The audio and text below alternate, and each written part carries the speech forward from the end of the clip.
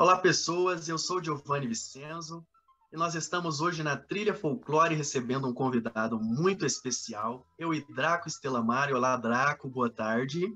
Olá, Giovanni, olá a todos. É um prazer estar aqui novamente com vocês. E eu estou aqui hoje auxiliando nessa entrevista, colocando algumas questões, né? Tecendo alguns pontuais comentários. Espero que vocês todos gostem. Eu e Draco recebemos na trilha hoje Kleber Lupino Haddad. Ele é elder da bruxaria lupínica, bruxo hereditário e tradicional, a voz da bruxaria lupínica aqui no Brasil. Strigoni Maggiore Canidia, Covini de Ribeirão Preto, e ele fala conosco sobre este caminho extraordinário, sobre folclore e magia e a sua vivência neste universo ímpar que foi herdado, né, de sua família de forma hereditária e vivenciado de forma tão profunda e poderosa. Olá, Kleber, seja bem-vindo à Trilha Folclore. Olá, boa tarde a todos. Kleber, já para início da nossa conversa, nós queremos saber o que é a bruxaria para a tradição lupínica. Qual a sua visão sobre o que é bruxaria?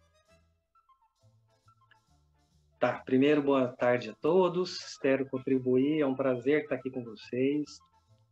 A bruxaria lupínica, ela é uma arte sábia, dentre várias outras, é um dos caminhos, né? E está orientado para trabalhar com os poderes dos lobos, né? Tanto com os mitos e os mistérios dos irmãos gêmeos, né?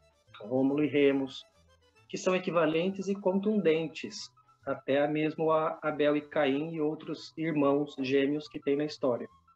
Tá? Então ela teve um início em Alba Longa, na Itália, depois ela desceu no mapa e vai para o Triângulo Italiano de Catanzaro, Nápoles, Benevento, dominando todo o sul da Itália, que foi habitado originalmente pelos fugitivos de Trúvia, que na verdade é Troia, tá? Hoje a gente conhece como Anatólia. Portanto, podemos dizer que alguns costumes da espiritualidade dos tirrenos autóctones se mesclaram com os dos troianos e foi se desenvolvendo nessa trajetória de conhecimentos, e ela é bem mais explicada pela estregoneria como um todo, por ela guardar ressonância com o contexto mágico espiritual, né? E isso se atesta através da minha nona, né? Da minha nona Mariana e da minha tia Clara, que foram duas delas, né? E é provável que as estregonerias do norte tenham conhecimento disso, mas a difusão dessa arte se deu a partir do centro-sul da Itália. Perfeito. A gente tem...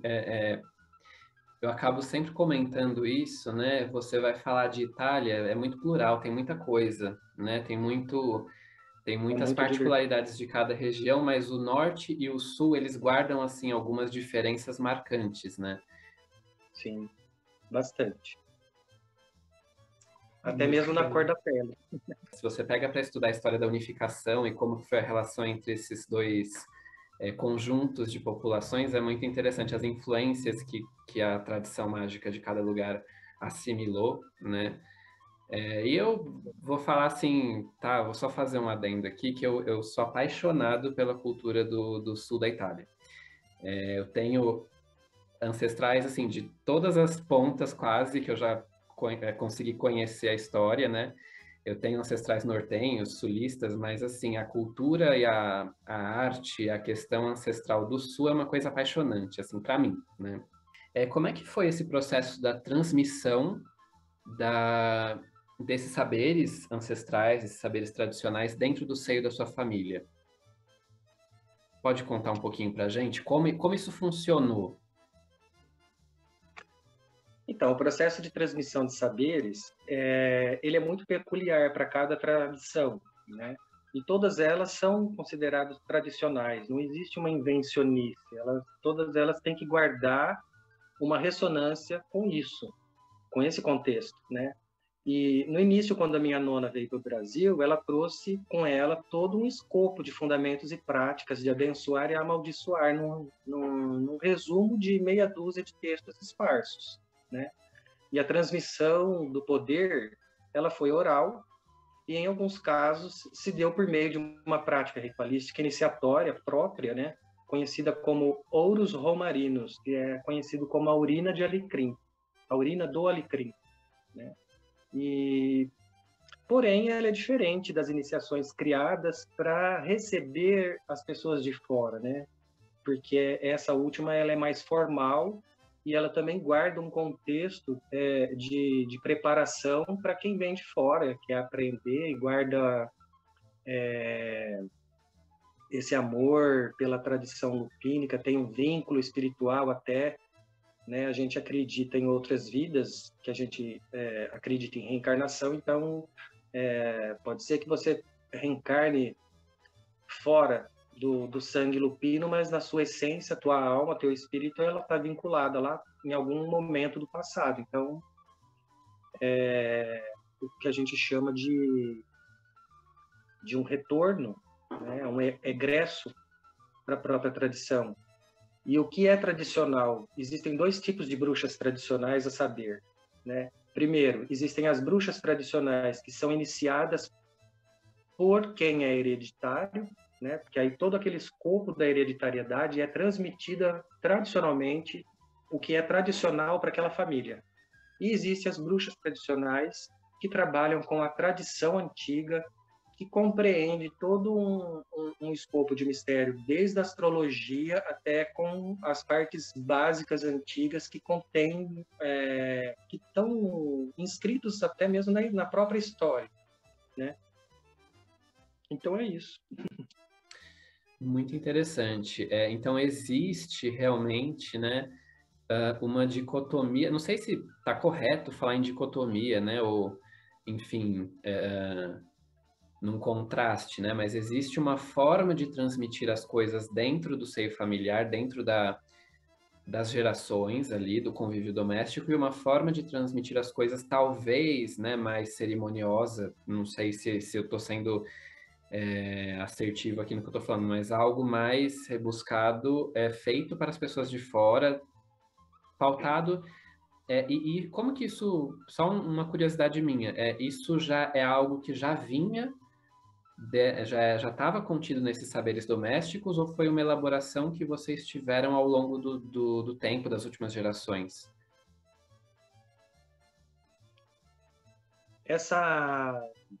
Esse contexto, esse acúmulo de conhecimentos se deu porque, assim, essas histórias de bruxaria hereditária, elas são muito peculiares, né?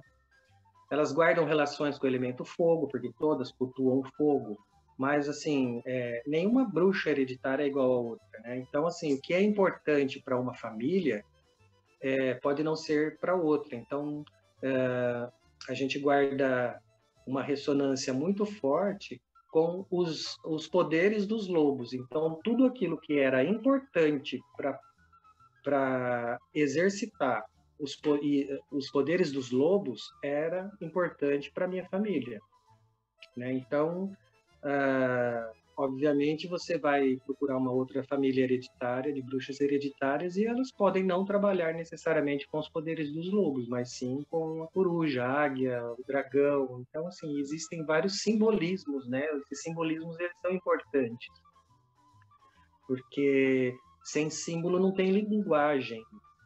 E uma das linguagens mais edificantes da magia é o próprio símbolo, né? Quando você risca um ponto na macumba, quando você risca um sigilo rúnico, né?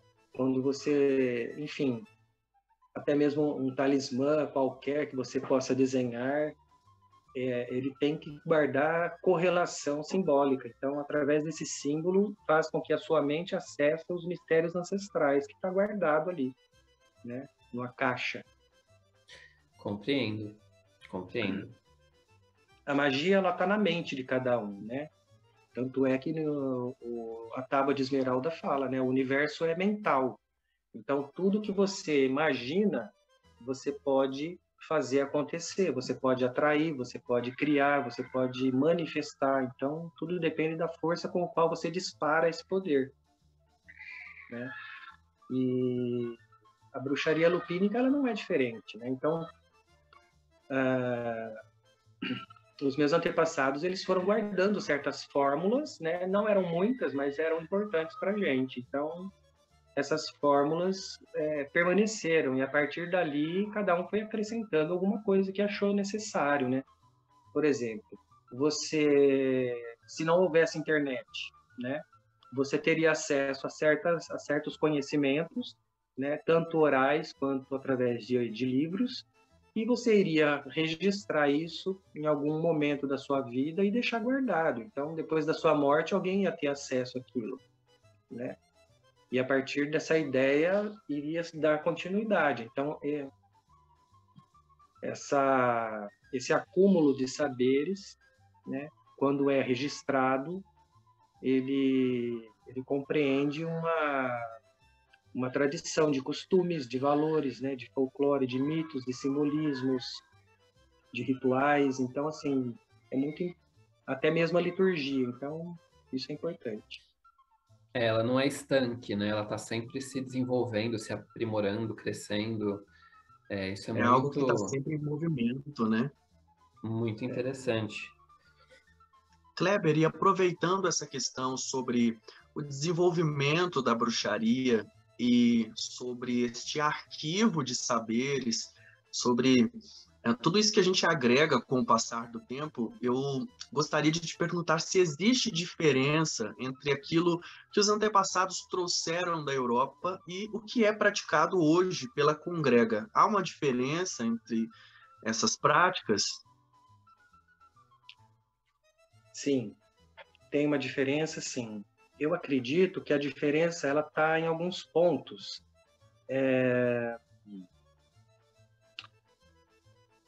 Por exemplo, antigamente não tinha internet, então você não tinha como acessar certos saberes, não tinha contato com outros iniciados de outras tradições, né? Então, eu penso que a diferença está justamente no acúmulo de saberes, né? Como antigamente não tinha internet nem acesso a demais informações, e nem até os contatos com pessoas iniciadas de outras tradições, isso aí faz uma grande diferença, porque hoje o conhecimento ele está na ponta do dedo, né?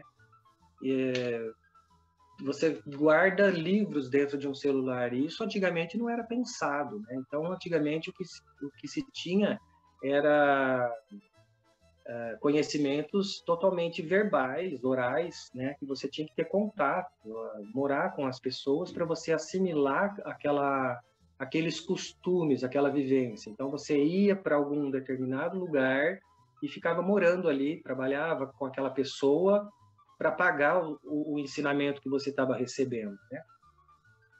E é por isso que existe o somar sempre, subtrair nunca, né, na estregoneria. Esse é uma das principais diferenças, que antigamente não existia. Trabalho de transformação pessoal também, como forma de treinamento para progressão evolutiva, espiritual e individual, né? Então, também não existia controle de linhagem e nem mesmo a busca por uma certa linhagem específica, de um grupo específico. Não existia nem mesmo coven, né? Os covens, eles são da Idade Média para cá. Então, assim, é raríssimo você encontrar um dado na história que comprove que haveria um coven como existe hoje antes de Cristo, né? E até porque os covens, como no formato que a gente conhece hoje, ele tem duas direções, né?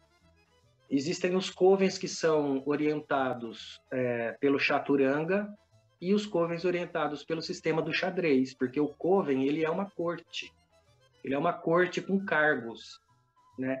Existem os cargos administrativos, burocráticos, e todos eles contêm magia, tá? Então, a grande diferença é que antigamente não existia feminismo, né?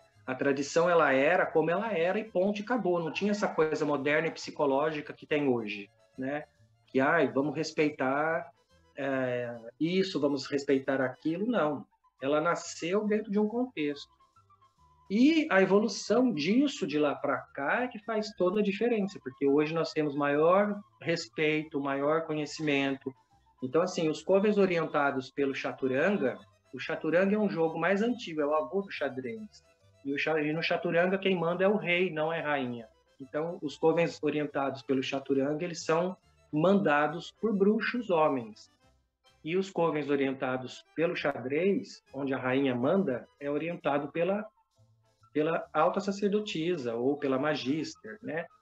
Que é onde ela tem maior movimento, e isso é importante. E hoje em dia existem os covens que são duplamente orientados, então eles são mesclados, eles são ecléticos, né? Isso não tira o caráter tradicional dos trabalhos e do desenvolvimento de uma tradição, né? Apenas serve para se adequar aos dias atuais, né? Então tem grandes diferenças, sim. E eu acredito que todas essas que eu citei, elas estão aí.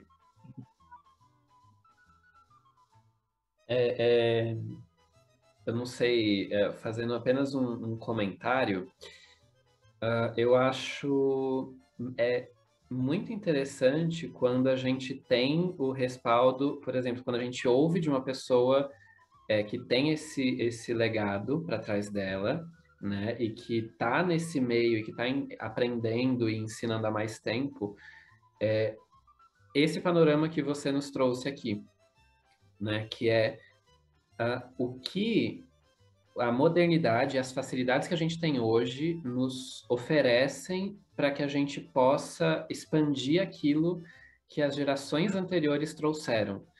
Eu sempre estou refletindo isso porque é uma coisa que me toca também. Aquilo que eu conheço dentro da tradicionalidade de bruxaria é muito simples, né? Muito simples, muito íntimo, muito particular. E aí, assim,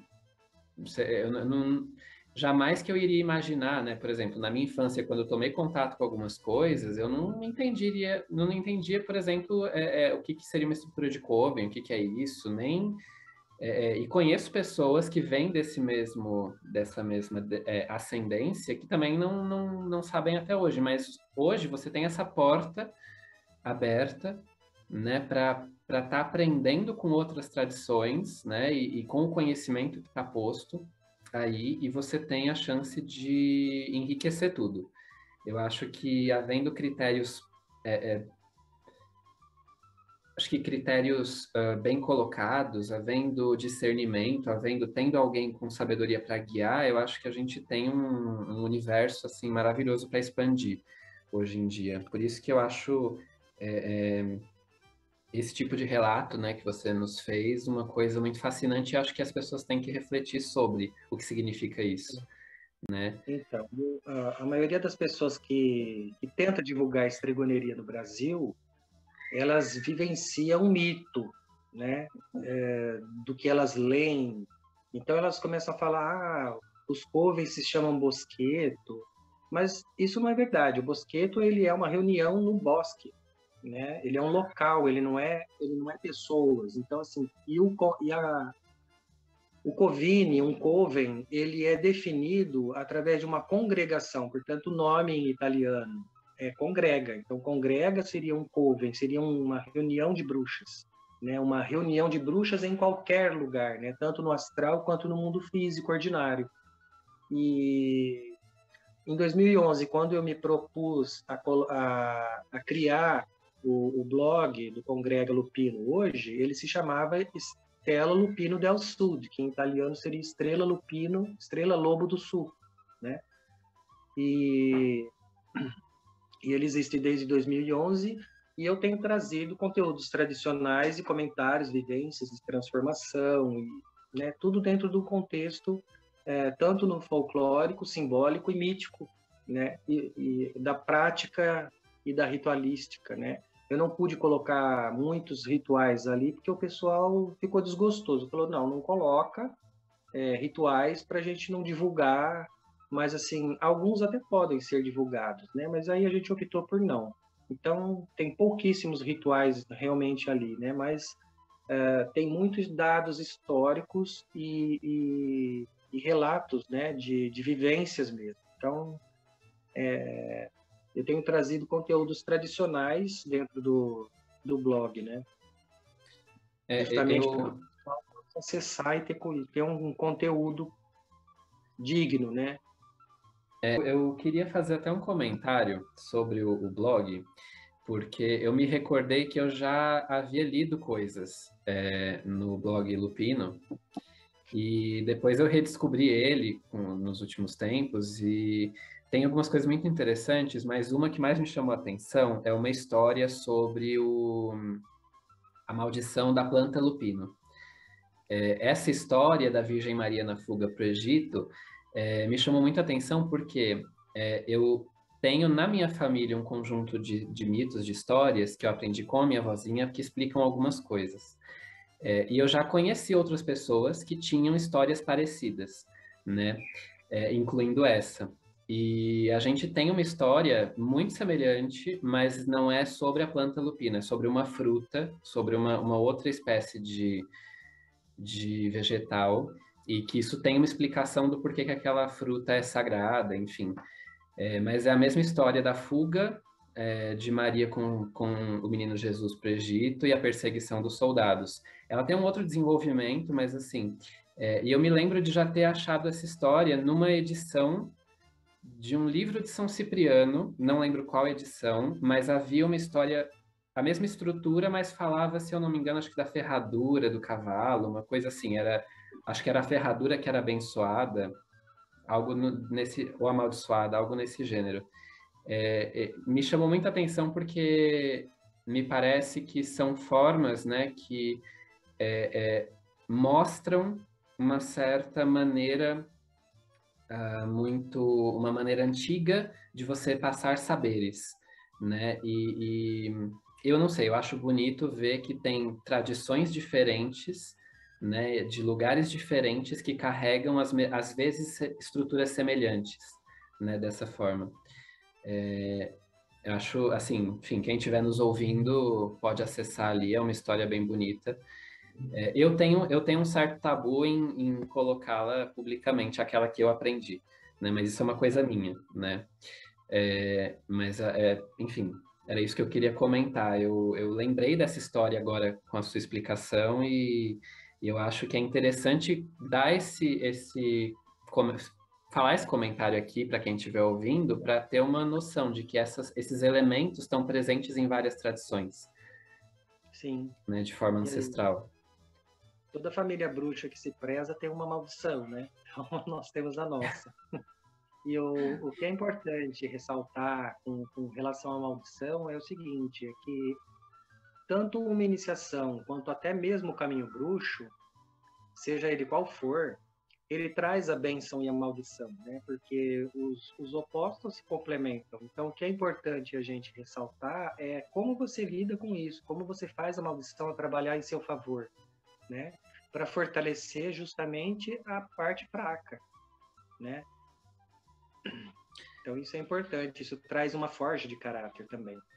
E eu ando refletindo muito sobre isso nos últimos tempos, até por ter exemplos ruins dentro da minha família de gerações passadas, algumas questões mal resolvidas, a gente se pega pensando, tá, mas como que isso me faz um ser humano melhor, mais ético, né?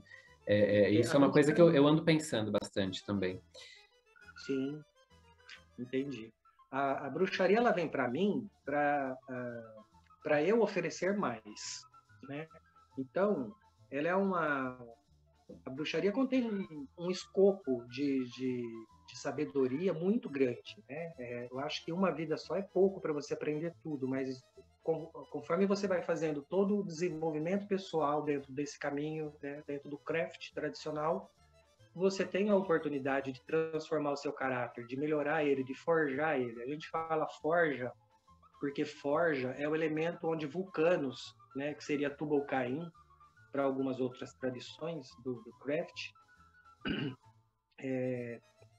moldar ali no martelo o caráter mesmo, né? Então, assim, moldado no fogo, e o fogo é o próprio espírito. Então, quando você trabalha, quando você executa trabalhos de transformação, que a gente pode até falar mais para frente a respeito do trabalho de ego, né?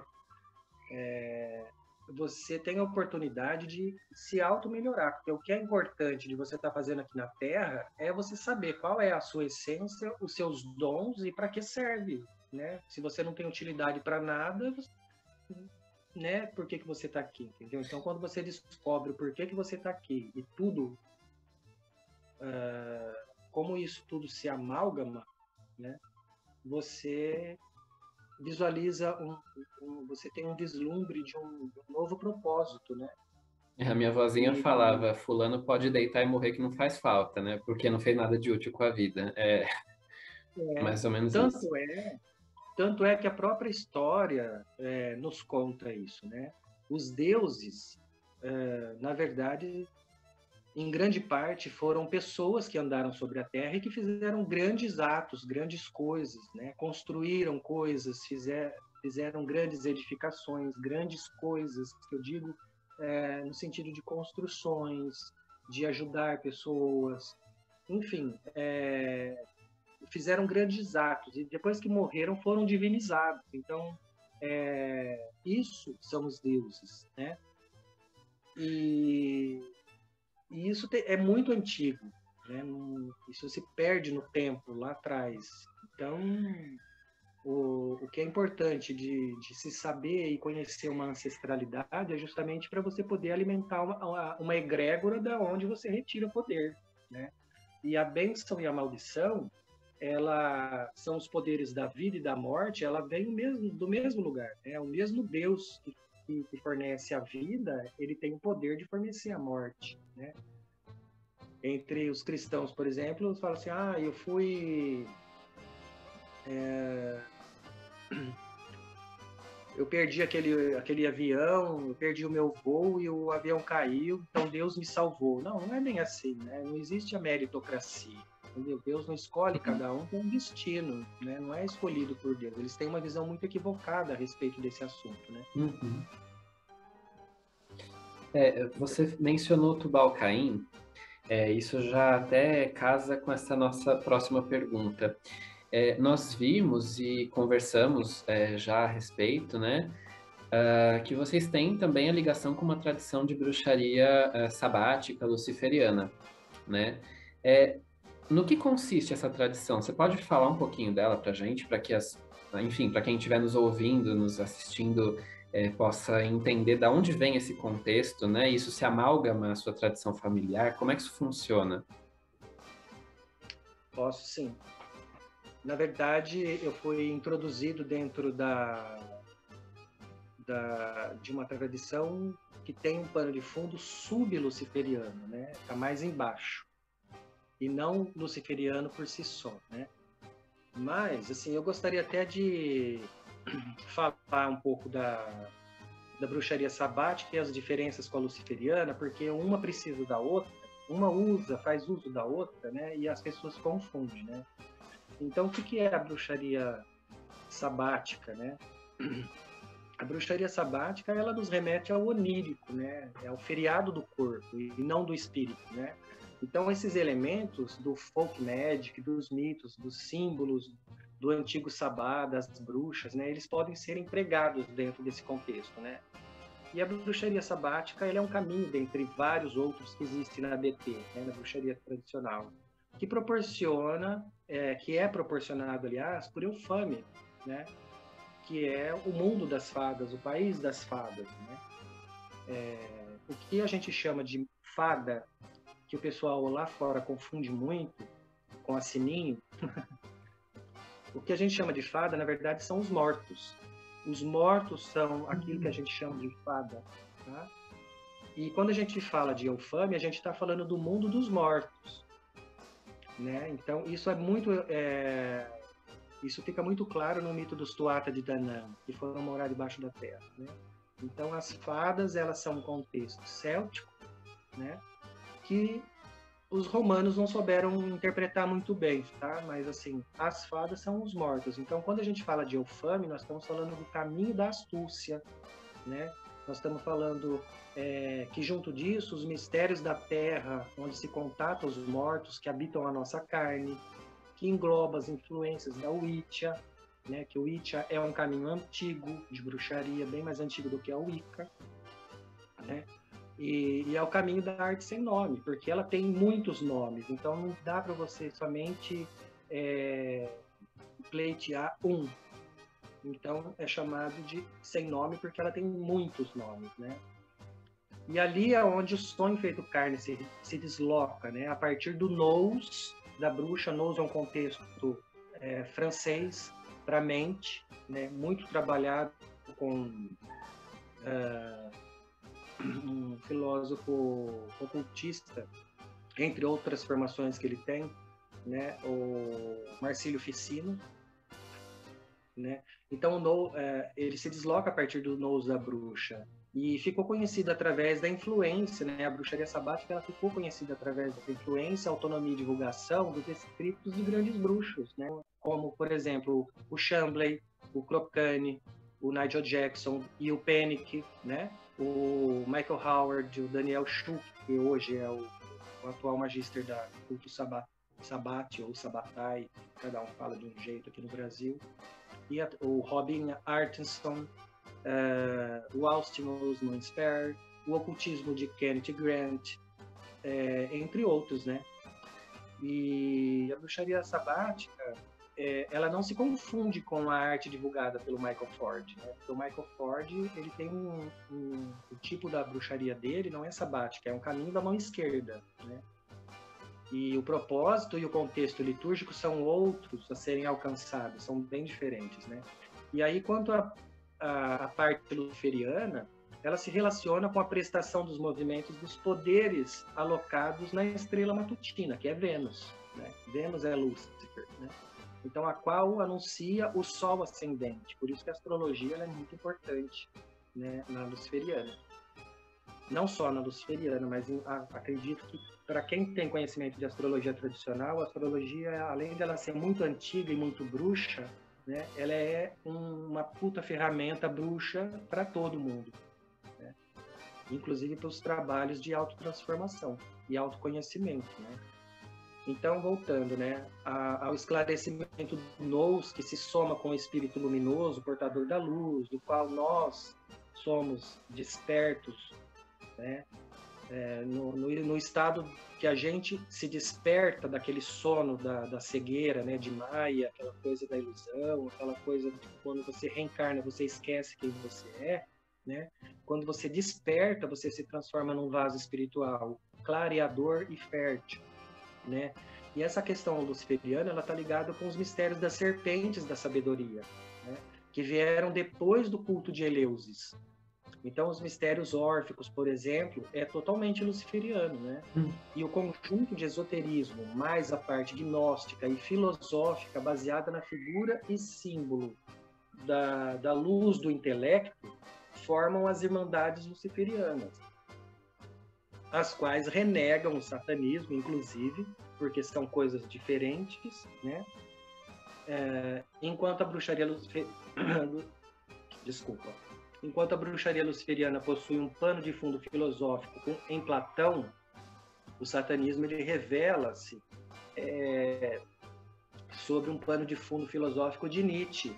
Então são coisas completamente diferentes, opostas e, né, não tem a ver uma coisa com a outra, né? Então a grande diferença entre luciferianismo e satanismo está nisso.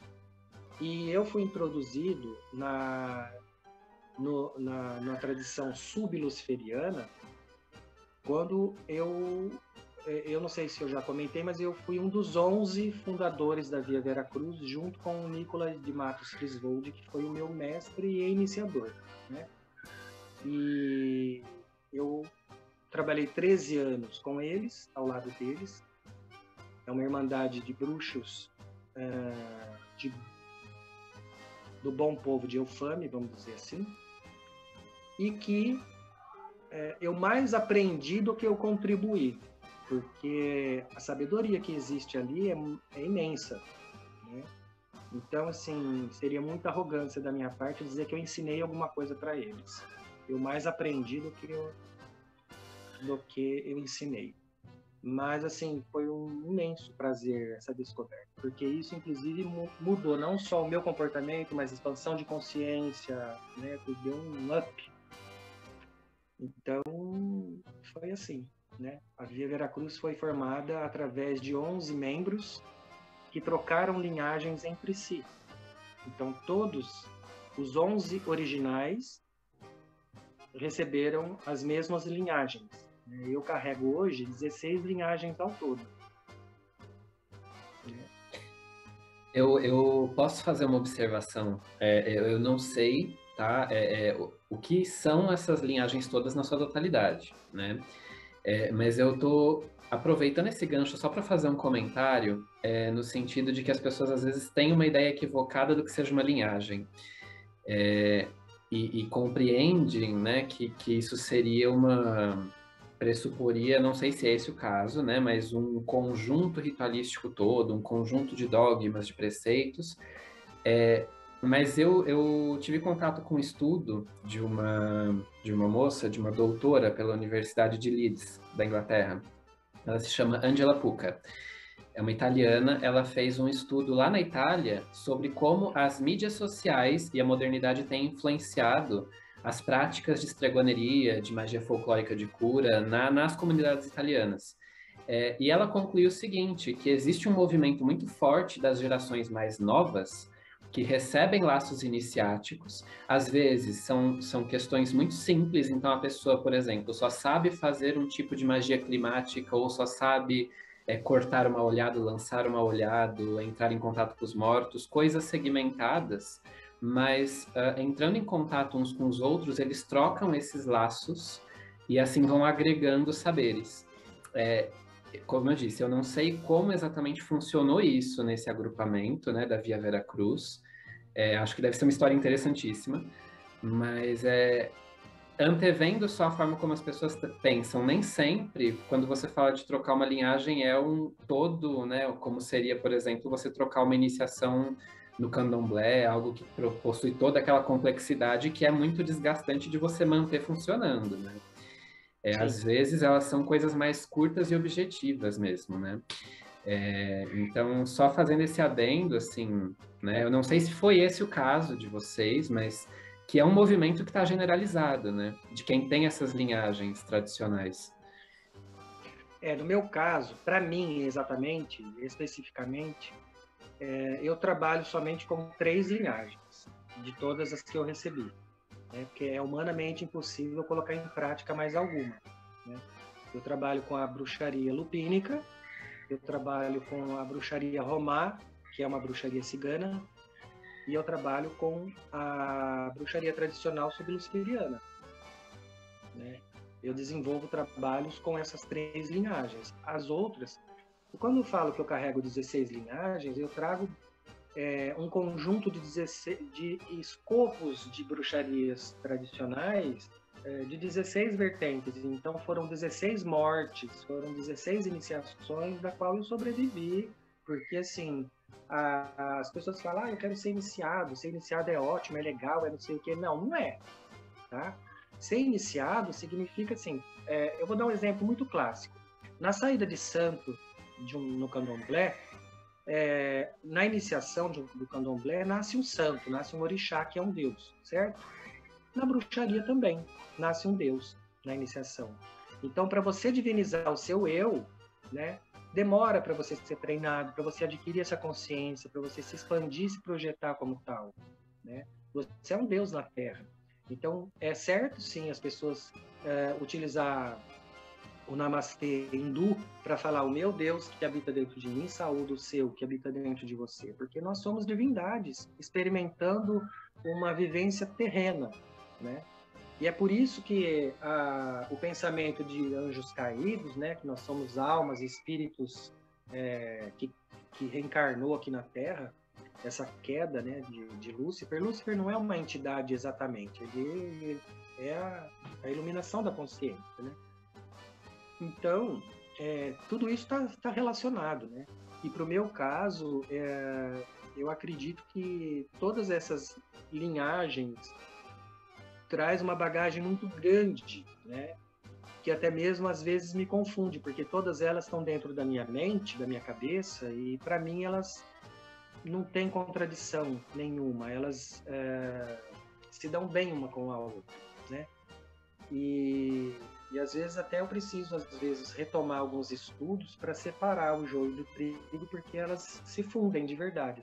Aquele somar sempre, ele realmente existe, né? Mas, assim, é como eu te disse, né? A bruxaria, ela vem para mim para eu oferecer mais. Então, quanto mais conhecimento eu tive, mais eu pude desenvolver e ainda continuo desenvolvendo isso. Entendi. Você recebeu, né, coisas que já tinham em si um caráter agregador, né? Pelo que eu entendo. Eu me sinto contemplado com essa sabedoria, porque a gente vê que é algo muito plural. Quando a gente fala sobre, por exemplo, estrigoneria, as pessoas querem resumir centenas de caminhos e práticas em uma coisa só. E eu observando você, Draco, falando sobre a sua paixão com as práticas e com as crenças do sul da Itália, o Kleber também falando um pouco sobre as práticas da família dele, você percebe que há uma pluralidade muito grande dentro da estrigoneria. Então, são culturas, né, que vão se complementando, se tocando. Então é muito interessante, gente. E vale nessa observação de que a gente não está falando sobre um caminho só, mas sobre essa diversidade toda que toca muito a questão do regional também, né? E da forma como cada indivíduo vai agregando ao longo da caminhada, né? Porque se você for ver, assim, tá lógico, né? Eu tô aqui em outro contexto, tudo, mas a gente poderia dizer assim que são caminhos muito diferentes. Enquanto eu ainda tô num processo de estar vivenciando a questão mais, parece que ali na semente, eu olho para o Kleber falando e eu vejo ele como alguém de um contexto que se expandiu, assim, que tocou possibilidades e que está crescendo mesmo, né? Então, assim, você vê essa pluralidade através do trabalho das pessoas, né, também. E tudo isso faz parte do que é estrigoneria, porque é a bruxaria que nasceu dessa raiz ancestral, dessas muitas raízes ancestrais, né? Aí, realmente, não tem como você botar tudo numa caixinha só e falar, não, é assim, assado, né? Né? Como as pessoas assim, costumam fazer. Eu gostaria de fazer um adendo, porque eu bato na tecla da etimologia das palavras, porque as pessoas lá fora, as pessoas não sabem se comunicar. E o que eu quero dizer com a etimologia da palavra é assim, como eu, na tradição lupínica e todo esse conhecimento que me foi apresentado durante ao longo dos anos, como eu enxergo a bruxaria, né? A partir de qual ponto que ela é bruxaria, né? Então, assim, a gente vai direto na etimologia da palavra apresentada pelo dicionário de Oxford, que é um dos mais antigos que tem. Lá apresenta witch mais craft, né? São duas palavras, e que do inglês arcaico, na tradução livre, seria a arte dos sábios. Então, a bruxaria, ela é a arte dos sábios. Não importa se ela está sendo traduzida em italiano, estregoneria, ou em Exem, né? Enfim, as convergências de saberes são amálgamas, né? de sabedoria que se dirigem para um ponto em comum, né? Onde uma acrescenta na outra aquilo que falta na outra, né? Então, acredito que eu, dentre os lupinos, fui o que mais foi longe na busca desse saber, né? Eu fui atrás, né? Eu tinha uma fome de sabedoria, uma fome de sentido, principalmente, muito grande. Então, eu fui muito em busca de tudo isso, né? Eu não fiquei alocado somente no meu ponto de conforto, né? E uma vez que eu carrego todas essas iniciações, né, nas diferentes tradições do craft tradicional, que compõem as bruxarias que eu aprendi, isso me autoriza a ser uma espécie de porta-voz, né, da tradição lupino. Eu não posso falar por todas as bruxarias, nem mesmo as que eu fui iniciado, porque eu não sou mestre de todas elas, eu apenas fui iniciado, mas eu preciso ressaltar que é importante as pessoas se esforçar para aprender o significado etimológico das palavras. Porque, por exemplo, eu vou dar um exemplo clássico aqui, e as pessoas podem até achar que não tem a ver com bruxaria, mas tem. Por exemplo, um dia você fala, isso é bárbaro, né? Mas a palavra bárbaro, ela pode ter vários sentidos. Hoje em dia, bárbaro é uma coisa estupenda, clássica, uma coisa maravilhosa, né? Antigamente, o bárbaro era conhecido como guerreiro, só que quando você vai estudar a etimologia da palavra bárbaro, você cai do grego barbarói. E o barbarói significa aquele que não fala a mesma língua, né? Então, a Torre de Babel, ela revela isso no mito da Torre de Babel. Independente dos cristãos utilizar esse mito mais do que os outros, a gente precisa focar bastante na curiosidade de saber a etimologia de uma palavra, justamente para que você possa colocar as palavras em boa ordem, né? E isso tudo se fundamenta na hora que você vai fazer sua magia, porque quando você dá uma ordem na sua magia, se nem você sabe o significado do que você está dizendo, como que a sua magia vai acreditar em você? Como vai ter crédito, esse vínculo energético? Isso é muito forte, né? Então, quando você se reconhece um Deus na Terra e você reconhece também os poderes que saem do verbo, da sua boca, do seu expressar, da sua energia, porque muitas vezes você projeta uma magia através da fala, do encantamento, do olhar, da sua expressão. Você transpira aquela magia. Você não precisa fazer um ritual específico e ela acontece. Então é isso. Não, perfeito. Olha, gente, em um dos nossos intervalos aqui, a gente começou com um papo sobre essa higienização que a gente vê presente na bruxaria hoje em dia. Então as pessoas, elas tiram certas coisas do contexto ou não compreendem o contexto histórico de certas práticas e levam para um lado preconceituoso que é muito complicado. A gente vê que há uma intolerância muito grande. Então, Kleber, você pode falar um pouquinho? A gente pode voltar nesse ponto? O mundo todo e o Brasil está vivenciando hoje em dia uma infusão ética, né? Que não deixa de ser um avanço, um progresso, uma evolução e uma transformação também para as pessoas ficarem mais humanas, né? E menos radicais. Mas ela tem um contraparte radical quando ela não aceita a tradicionalidade do antigo. Porque a bruxaria antiga, ela tem sim preconceito, ela tem sacrifícios de sangue, né? O homem era machista, ele mandava, era uma sociedade da época em que nasceu. E isso é histórico, não dá para mudar, entendeu? A evolução de lá para cá é importante, com certeza, porque cada época marca o seu próprio crachá, vamos dizer assim, mas não se pode jogar fora. Quando você joga fora uma coisa antiga, você está jogando fora a sua ancestralidade, né? O conceito do que é velho. E aquilo que é velho tem a ver com as mães velhas, com as mães antigas. Então, quando você vê entre os nórdicos, as Nornes, as fiandeiras do destino, entre a mitologia greco-romana, né, que é as moiras, e o aspecto diabólico delas, tem a ver com o próprio mistério da bruxa. A bruxa, ela está além do bem e do mal. A consciência de uma bruxa, a gente estuda muito a respeito das éticas e da transformação do caráter, né? E obviamente você não vai distribuir uma maldade gratuita para alguém, mas é aquilo que eu te falei, o mesmo poder que dá origem à vida dá origem à morte, porque sem a morte também não tem reencarnação, é uma continuação de um estado para o outro. Então aquilo que é considerado mal, né, depende de todo um contexto histórico, ético e até mesmo territorialista. Porque, por exemplo,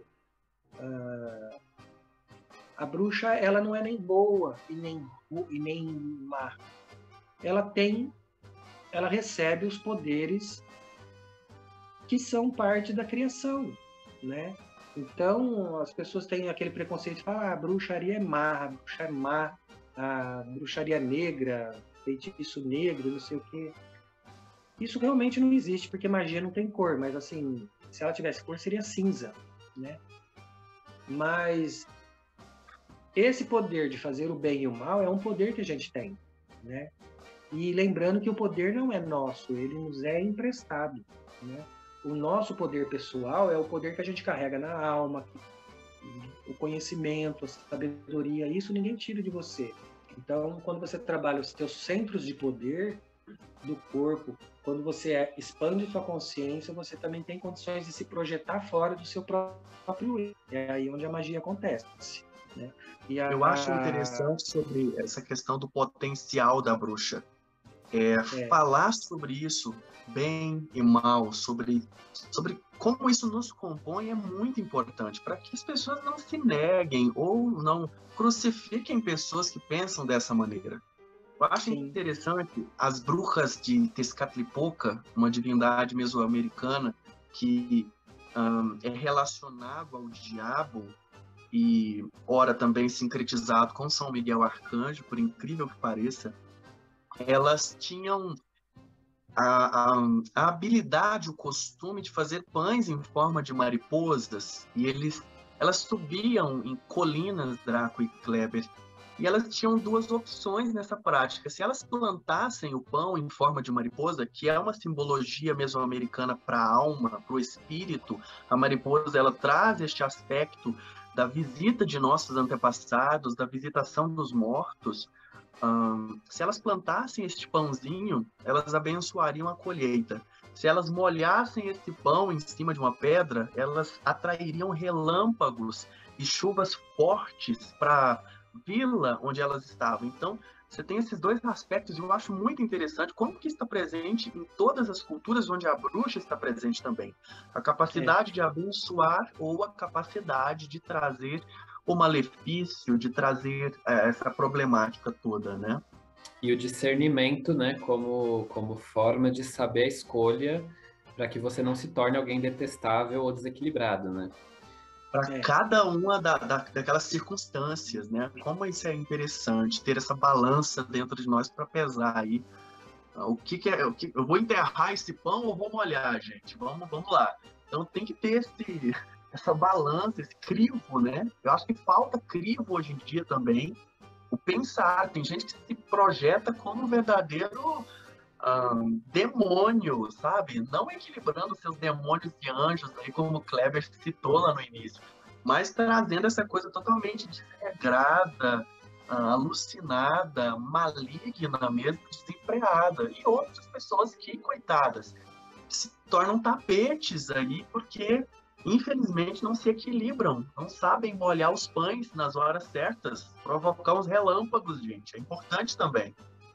Sim. Precisa ter um juízo, né? Você não vai distribuir maldade gratuita para ninguém. Porque também não faz sentido algum você aprender uma arte ancestral e continuar agindo como seus ancestrais agiam na Era das Cavernas, né? Nós temos cérebro para isso. É isso que justifica Lúcifer na nossa vida. Então a gente precisa realmente evoluir nesse contexto.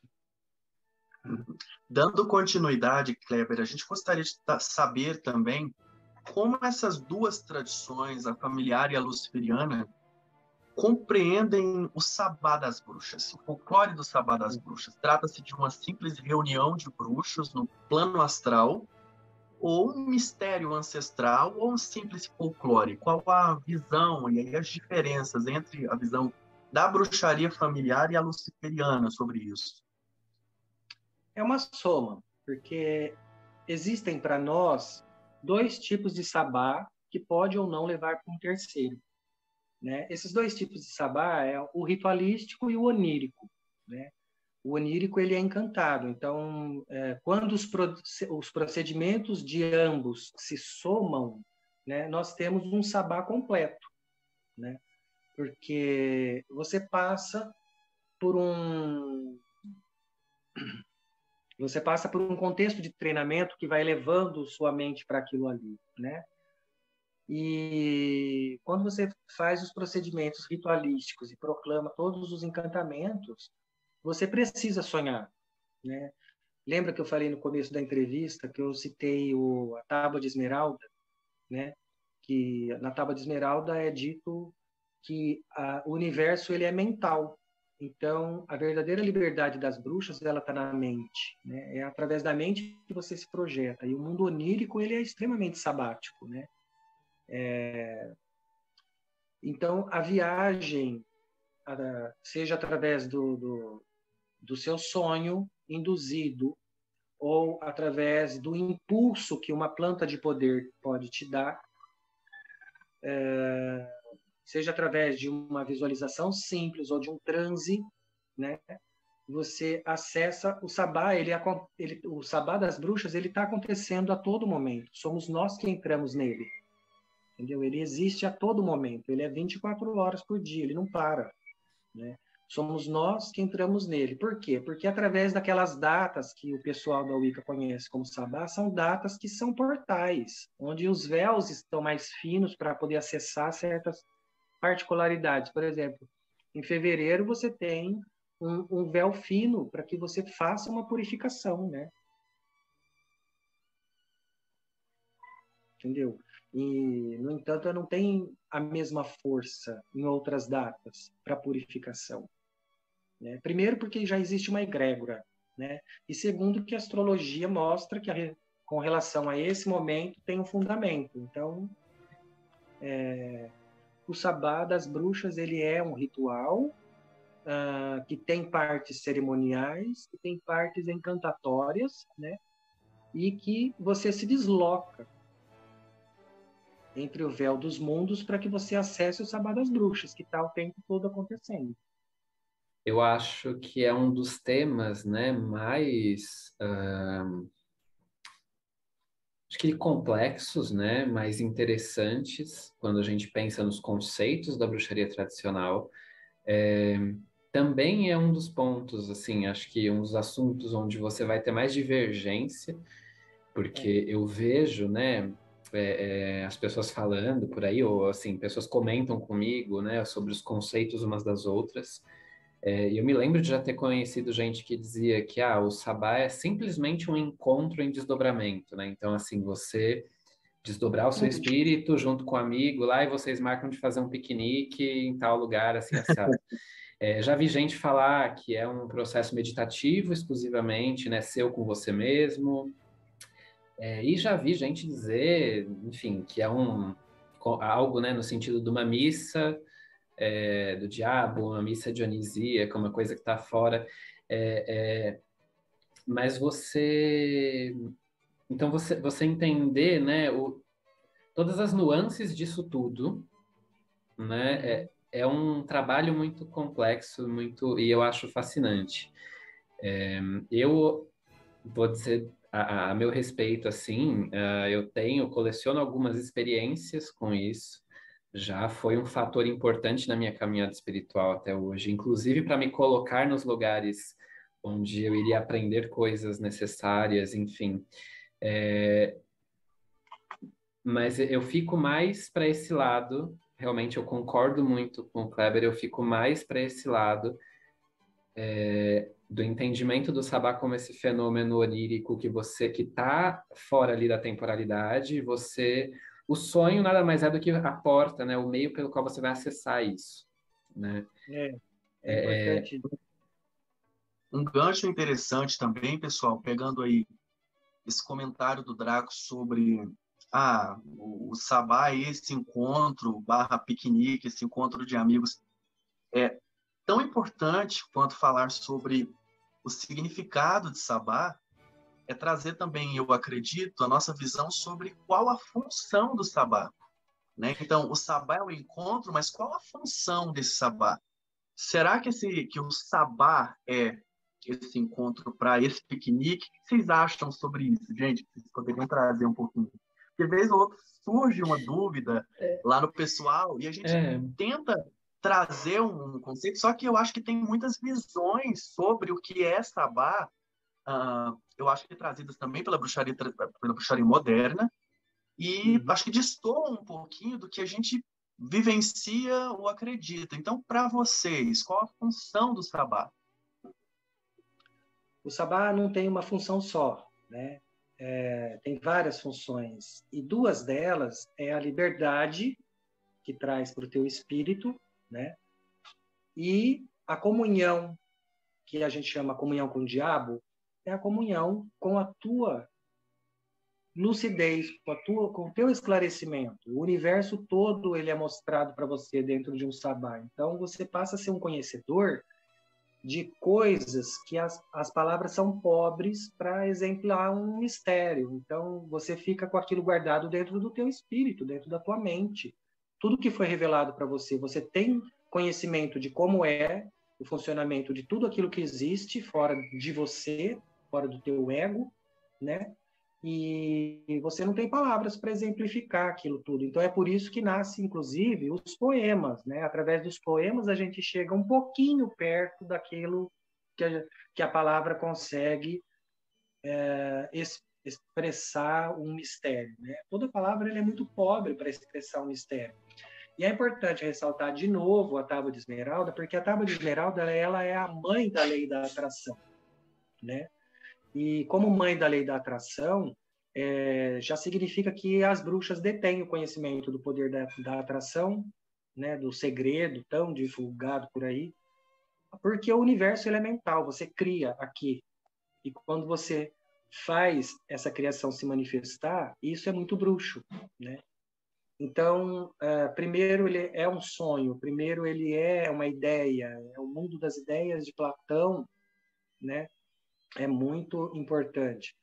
E as pessoas pouco compreendem isso. Tanto é que existem pessoas curiosas que entram para a bruxaria, começam a se dedicar, se esforçar e faz de um tudo, só que a hora que o diabo bate de verdade, a pessoa tem contato com a tua sombra própria e ela acaba dando um passo para trás ou dois, né? E muitas vezes ela acaba desistindo porque ela vê que aquilo ali não tem grande utilidade para ela, mas por quê? Ela não compreende o contexto da bruxaria. Essa pessoa não é uma bruxa de verdade. É por isso que a gente fala muito, ainda hoje, sobre raças bruxas, né? A raça bruxa ela é uma raça de espírito, ela não é uma raça na pele, né? Então a bruxaria ela não é racista, né? Júlio Zévola não é racista. Júlio Zévola ele prega a raça do espírito e não da pele. E isso as pessoas precisam compreender, né? Porque tem muita coisa errada sendo falada sobre ele ali, né? E ele é um autor sobre tradicionalismo. Então a gente precisa saber compreender o que é um tradicionalismo, né?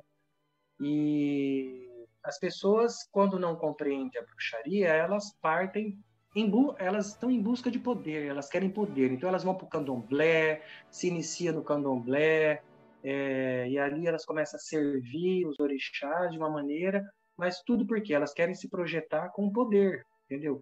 Só que elas não querem ter o trabalho delas mesmas ser um vaso desse poder todo, entendeu? Trabalhando as suas próprias sombras, o seu conhecimento, se conhecendo. Ela quer ser um pau mandado, onde ali ela é um Deus meio coxo, vamos dizer assim, entendeu?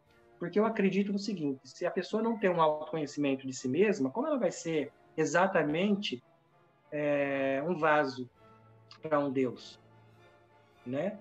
Eu acho que é um vaso muito limitado.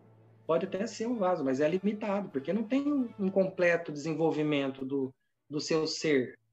Até onde você pode ir. Por exemplo, se você nasceu com o Sol em Libra, você tem um Sol em queda, certo? Já é uma fraqueza. E o Sol representa várias coisas na astrologia tradicional. Então, você já sabe que dentre essas várias coisas que ele significa, é um ponto fraco, porque ele está em queda. O Sol ele pode ser maléfico para você.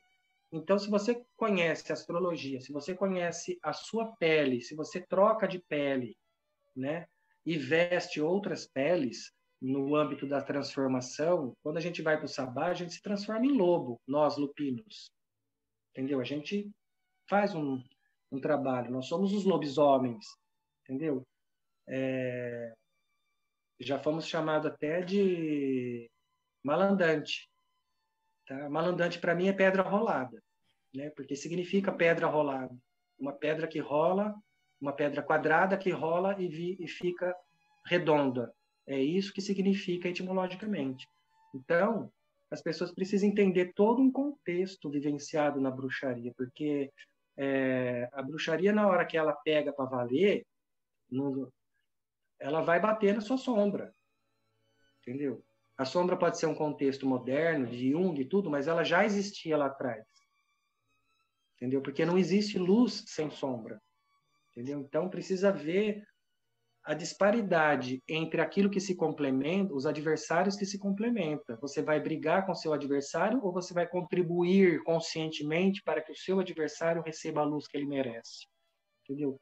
É por isso que as pessoas simplesmente passam a sofrer, né? Elas não sabem transformar uma situação, e a feitiçaria ela é transformação pura. Quando você fala de transformação, você está falando de feitiçaria. Não importa se você está fazendo um ebó, um feitiço, ou simplesmente se você está comunicando algo transformador.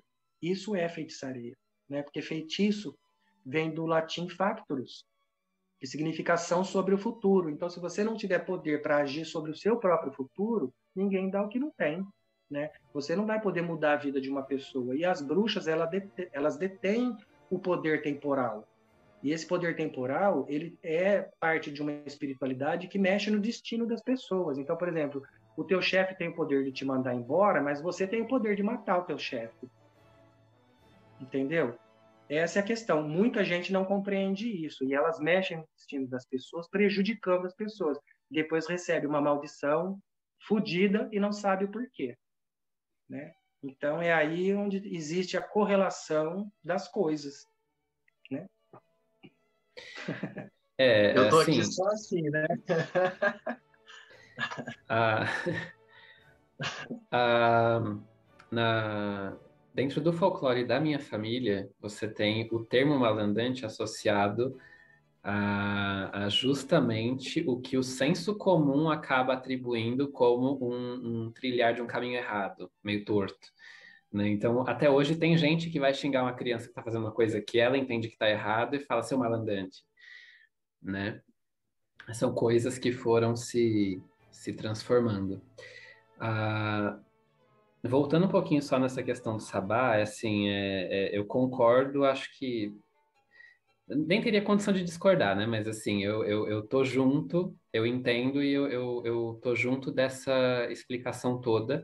Eu acho que eu só acrescentaria, né, sobre a questão da função do sabá, que, cara, é um processo onde você está entrando em contato com algo atemporal, né? Você está entrando em contato com o mais elevado que a espiritualidade pode fornecer para você através desse caminho, né? Então, assim, é um processo, eu faço essa leitura, pelo menos, iniciático, né? Porque todas as experiências que eu já tive com, a gente chama assembleia, pelo menos aprendi assim, com a Assembleia das Bruxas, é um processo onde o sonho te traz uma vivência que te ensina, que você traz alguma coisa de volta.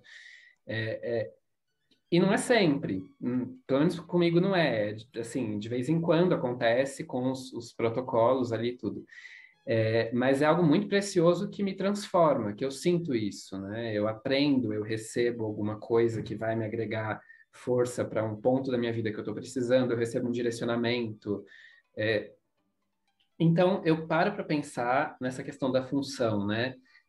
Uns tempos atrás, uma pessoa me contou que viu uma colega, um colega, não sei, que cismou que está praticando bruxaria tradicional e o camarada ou a camarada, não sei, fez um stories no Instagram contando, hoje no Sabá foi legal, porque me falaram isso, porque eu fiz aquilo. Quer dizer, divulgando isso para as pessoas no Instagram como se fosse assim, eu fui no shopping e encontrei o fulano, sabe? Mandou um abraço, não sei o quê. Sabe, eu acho que a única coisa que eu acrescentaria nisso tudo é que a função não é uma coisa banal, né? Tem muitas funções, Sim. tem muitos porquês, mas isso está ligado a alguma coisa transcendente, não é uma coisa banal que você vai fechar os olhos e ter uma visualização enfim, alguém vai te fofocar alguma coisa e é isso, você vai lá, conta para seus amigos e fechou. Eu tenho essa E visão, pelo menos. e uma outra função do sabá também é a recarga da sua bateria espiritual. Eu ia comentar sobre isso. Porque quando você está lá no sabá, você recarrega, você volta renovado. Porque se você parar para analisar e prestar atenção, você vai ver que por que tem necessidade de existir os covens e o sabá? Porque lá fora ninguém te entende. Você sai lá fora, ninguém fala a mesma língua, ninguém compreende os mesmos mistérios que você. Então você precisa ter o seu grupo para você tratar desses assuntos e precisa ter um mestre para te desenvolver e treinar o teu pensamento, o teu comportamento, o teu espírito, né? Para que você possa ir para frente, sabe? A bruxaria, ela Seguro, né? empurra você para frente. Ela é uma das espiritualidades mais elevadas e mais avançadas que sempre existiu, né? Uma coisa que eu posso assim trazer como ilustração, na minha visão, pelo menos, e experiência sobre a questão do sabá, essa questão de carga, né, na bateria que o Kleber trouxe e a questão também que o Draco trouxe da comunhão, porque é um poder de comunhão muito grande. Naquele momento, eu me encontro, vocês se encontram com linhas do passado, do presente, o futuro convergindo em um mesmo momento, e é muito poderoso aquele intercâmbio, né? Que a gente acaba criando aquele vínculo espiritual. Eu gosto muito de vamos dizer, uma ilustração. A gente pegar um trechinho do Pop, Kleber e Draco. Dá para a gente fazer uma ilustração. Eu não sei se vocês já assistiram o Avatar, o filme daqueles humanoides, são extraterrestres. Particularmente, eu acho incrível, né, a mensagem toda do filme. Quando eles, os Na'vi, fazem aquela conexão extrasensorial com a Eywa. Aquilo é incrível. Eu estou falando aqui, estou me arrepiando, porque traz a ideia de comunhão, de intercâmbio, de conexão plena do sabá. Eu acho muito incrível aquilo e acredito que é usual, né, Kleber? A gente usar essa Sim, ilustraçãozinha é porque para falar um pouquinho. o sabá ele guarda essa relação xamânica, né? O xamanismo é a mãe de todas as religiões e a bruxaria é o pai de todas as religiões. Não dá para separar uma coisa da outra. Toda bruxaria tem um fundo de xamanismo, né? E o transe ele é essencial, porque através do transe você profere oráculos, você descobre coisas e não há nada abaixo do sol que você não pode descobrir através de um oráculo. Então, o sabá ele é muito importante para várias coisas, ele tem várias funções, né? Não, o comentário que eu ia fazer era sobre essa questão da recarga, né? Uhum. Porque isso tem uma veracidade muito, muito latente, né?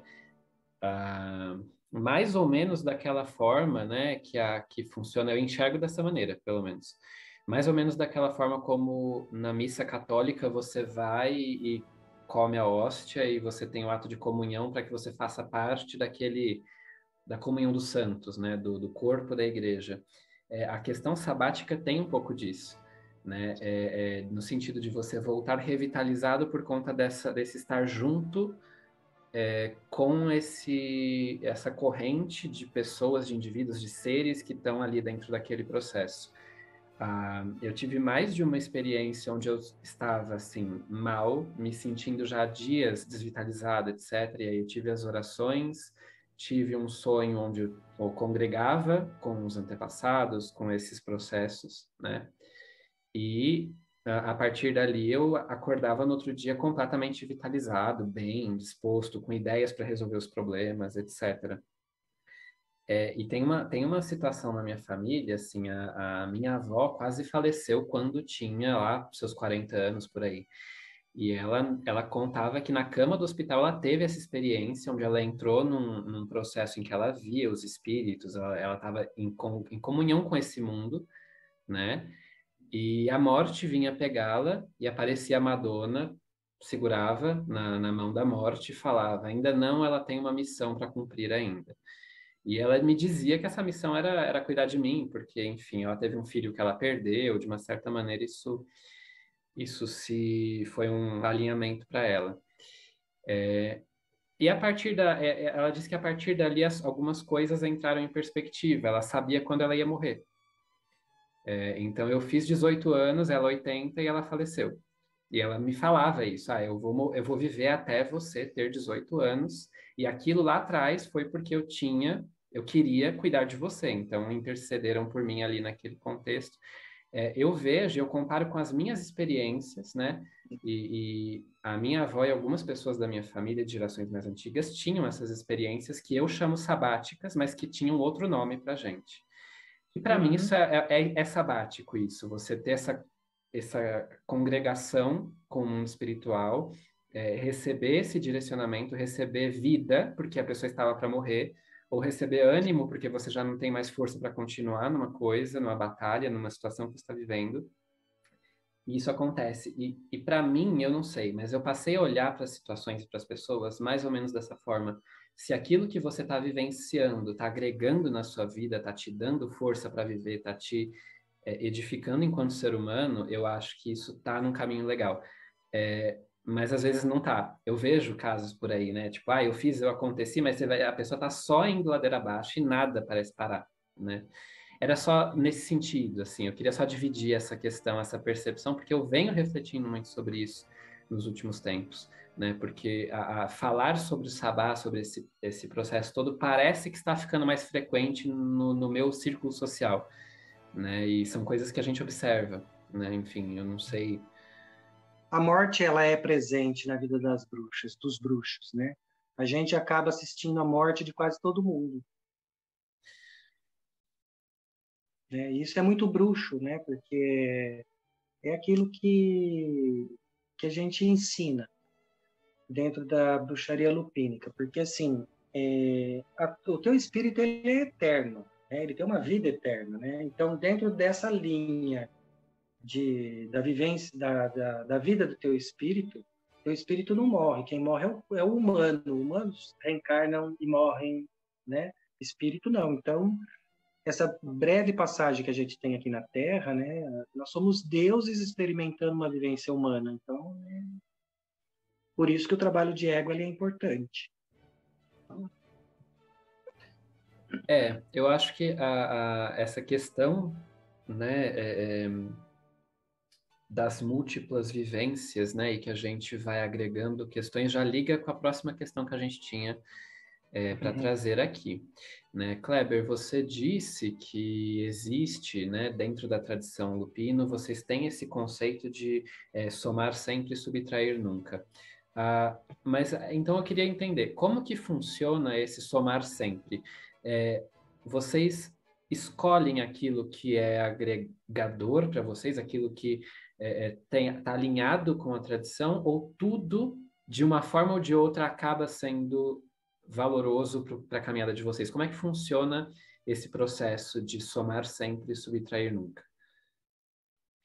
Sim, sim, ele existe esse conceito. Esse conceito, é um lema de quase todas as estregonerias, tá?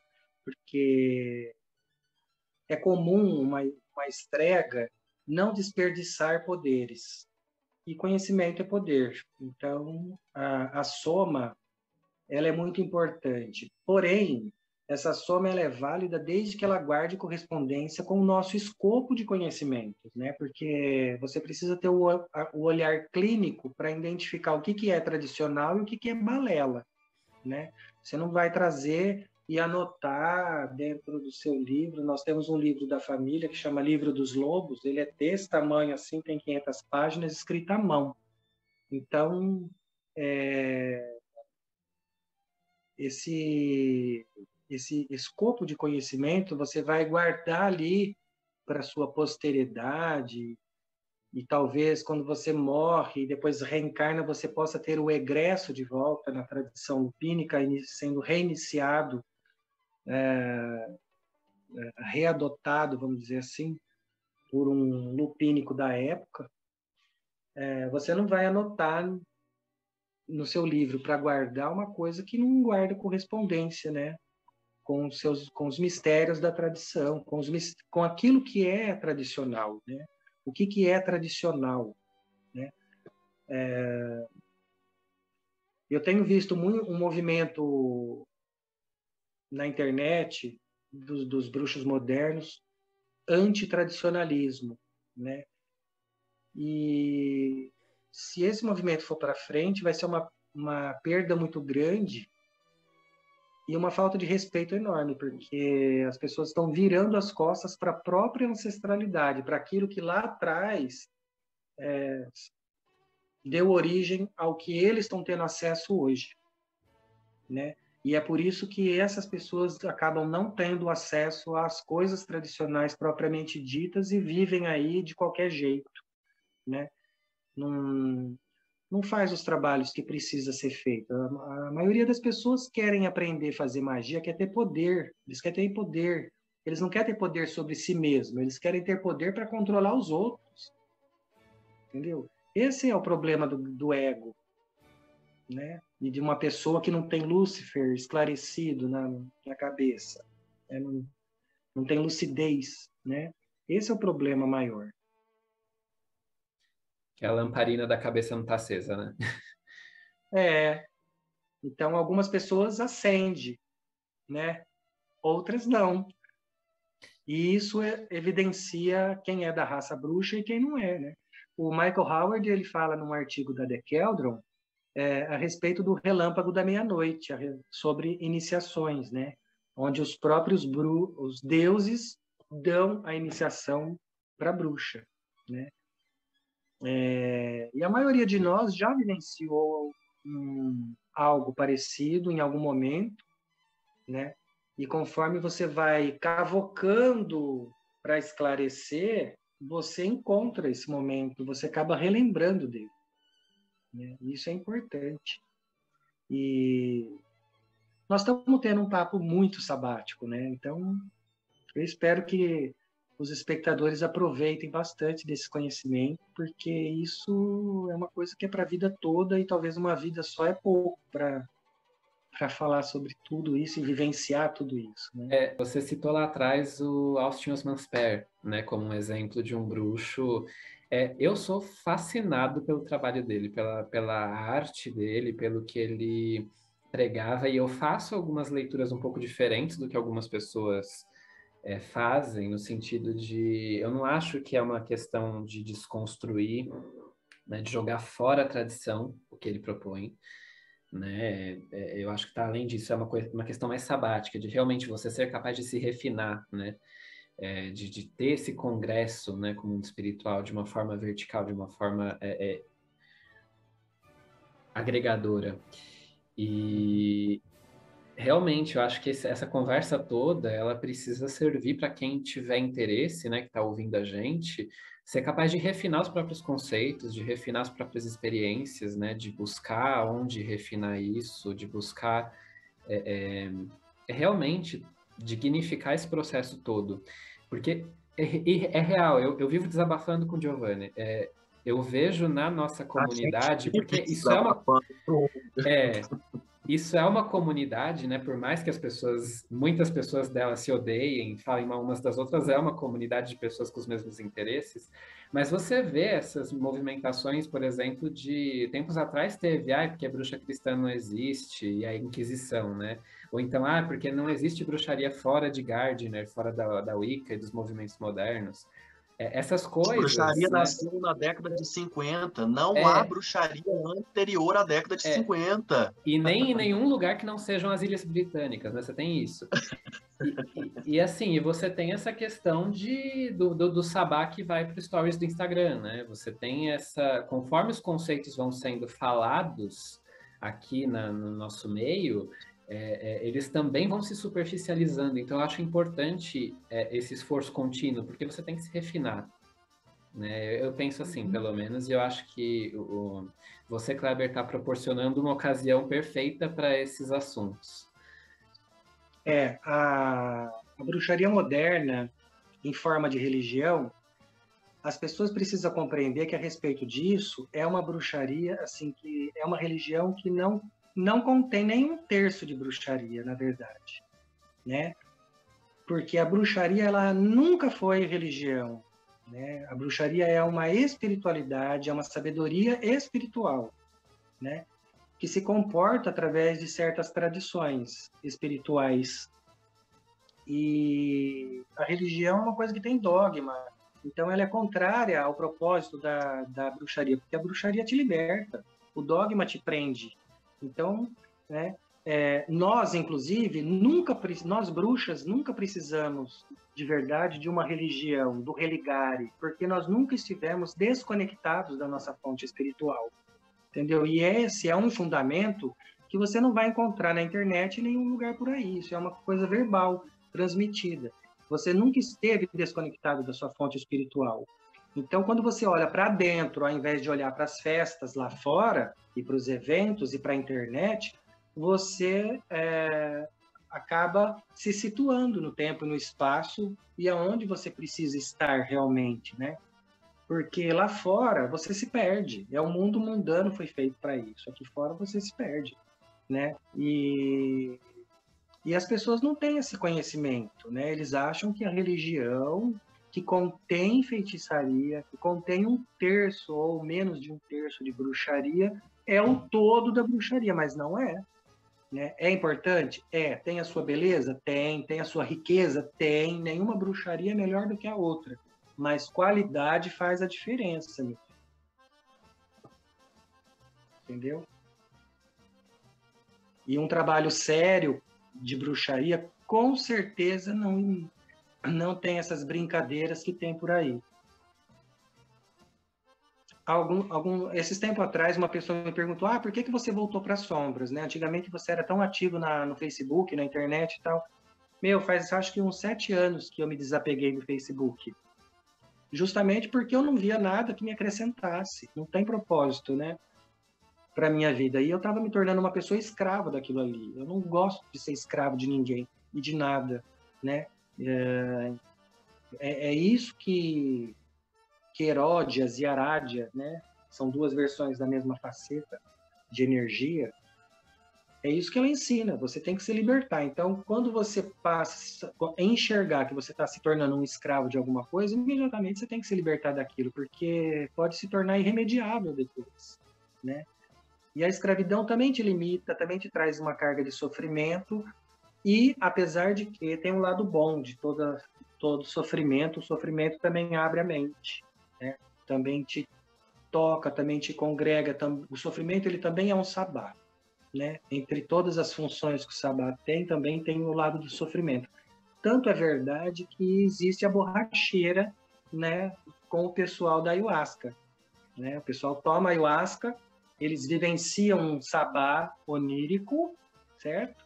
E muitas das pessoas que têm sujeira dentro de si vivenciam aquela borracheira, que é uma bad trip, na verdade. Então, isso ninguém fala, mas eu falo. Né? Essa sujeira é o próprio ego, né? Essas bruxas modernas precisam entender isso, que a religião que contém bruxaria, menos de um terço de bruxaria, não é a totalidade da bruxaria. É importante, é rica, tem uma linhagem linda, tem todo um conhecimento. Eu tenho grande parte do conhecimento disso, né? Porque eu também fui introduzido dentro dela. E eu guardo um respeito e um carinho enorme por essas pessoas, né? Mas definitivamente não é, até o que o destino tem reservado para mim, não é a minha praia, né? É muito pequena para mim, né? Eu preciso, né? Eu sinto uma expansão muito maior do que uma religião, não posso me vincular. Demorei até muito tempo para compreender isso, né? Mas aquilo que te limita te define de uma maneira que você fica preso, né? Não tem jeito. E o dogma faz isso com as pessoas. Religião tem dogma. Eu não gosto de religiões. Eu estudo todas elas, né? Tenho aí uma bolsa de doutorado em teologia, eu estudo muitas religiões e a parte espiritualística, a parte sacerdotal, e como cada uma delas se desenvolveu. Então, minha ficha caiu definitivamente, né? Kleber, no que consiste o trabalho de ego realizado no Covini? E que aspectos ele contribui para o desenvolvimento de um bruxo? Ótima pergunta. Obrigado por ter perguntado, Giovanni. O trabalho de ego, ele está vinculado com a ideia da supremacia do espírito sobre a matéria, né? E contribui para a transformação pessoal. A bruxaria, ela vem para mim, eu já falei lá atrás, né? Ela vem para mim para eu oferecer mais. Então, é essa consciência espiritual que nós temos, né? Então, por quê? Porque a gente entende que existem dois egos. Um é o ego do espírito, é o ego da sua essência, aquilo que realmente é você. E o outro é o ego que é personalizado, é quando aquele espírito, a sua essência, ela reencarna, ela ganha uma matéria, ela ganha uma persona.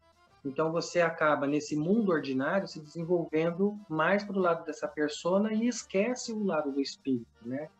A religião, ela é incapaz de trazer a verdadeira conexão, né?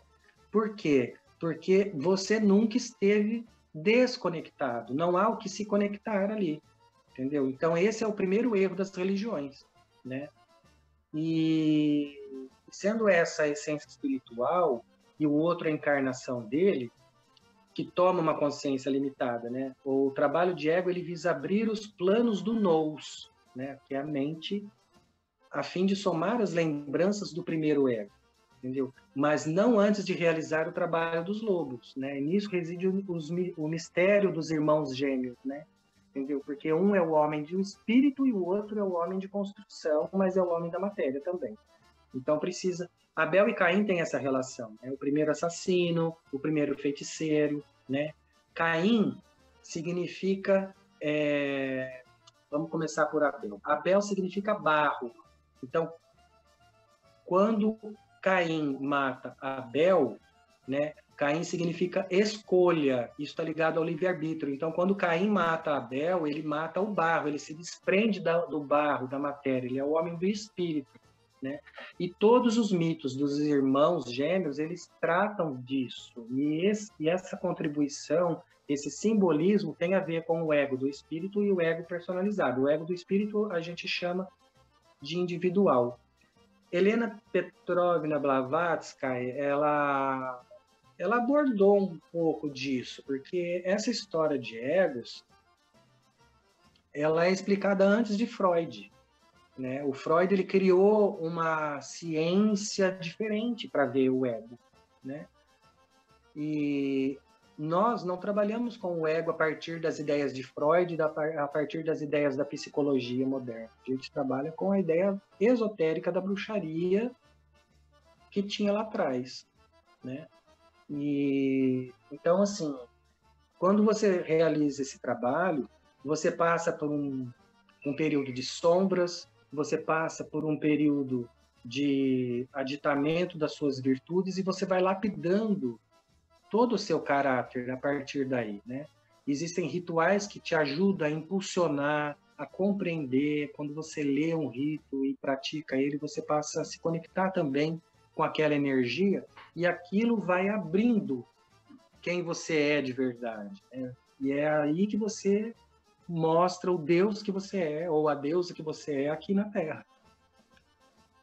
Então isso é importante, né? O trabalho de ego, ele é realizado porque ele causa, ele promove uma transformação pessoal, né? Tem gente que não acredita no ego, que não gosta de ouvir a palavra ego, que não trabalha com o ego e que tem o ego mega inflado, né? Apesar da consciência espiritual, essas pessoas têm a tendência de fazer somente aquilo que elas gostam, elas são incapazes de sair de si mesmo para contribuir com o outro de uma forma diferente. Isso é interessante, até porque espiritualidade, o exercício de estar em uma religião ou de estar em um caminho espiritual, por si só, não é sinônimo de estar em equilíbrio. Existem pessoas extremamente desequilibradas, né? A gente tem exemplos aí em todos essas esferas religiosas, esses caminhos, enfim, de pessoas que estão ali, né, como você falou, com uma consciência espiritualizada, de espiritualidade, aliás, de um caminho, entretanto, com o ego extremamente adoecido, inflado e projetando isso, né, sobre outras pessoas, fazendo outras pessoas se perderem ou se adoecerem por causa desse ego aí tão doente, né, tão inflado, tão desequilibrado.